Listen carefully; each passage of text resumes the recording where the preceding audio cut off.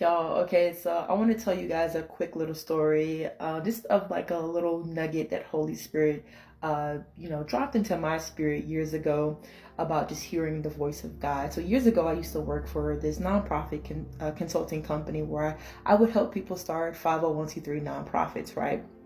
And I remember I had this one particular client who called because he wanted to get his nonprofit started, and I'm super excited, ready to help him. However, to my surprise, he was in the barbershop trying to get a consultation, right? Now, the barbershop is super loud. I can hear the TV, I can hear the fellas yelling, I can hear they have music going on, and the whole time I'm trying to walk this client through the process of starting his nonprofit, right?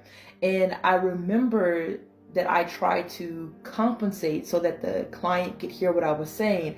I began to elevate and raise my voice, right? And in the process of me talking to him about how to get his nonprofit started, I remember Holy Spirit telling me to lower my voice. And I'm just like, God, why would I lower my voice? If I lower my voice, he's not going to be able to hear because his background is extremely loud, and I want to make sure that he gets all of the proper information that he needs. And so I'm going back and forth with Holy Spirit. I'm elevating my voice. Holy Spirit is telling me to lower my voice. And finally, I said, Holy Spirit, I don't understand. You got to help me out. Why would I lower my voice? And Holy Spirit simply said that if he cared about, or if he valued the information that you were telling him, then he would remove himself from the noise and go find a quiet place so that he can listen. And I remember that hitting me like a ton of bricks, right? Because we all know how Elijah thought that God was going to speak to him through the wind and through the fire, but God did not speak to any of those manners. But God came in a still small voice.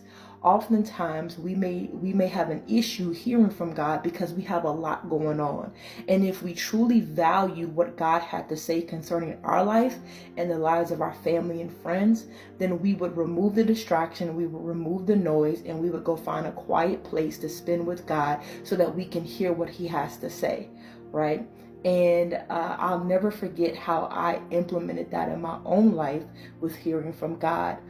So if you're one who struggles with hearing from God, you may have a lot of noise going on in your background, and you may need to find a quiet place, where you need to go and sit so you can hear from God clearly. Because if you value what God had to say concerning your life, you would change your environment. So I just wanted to share.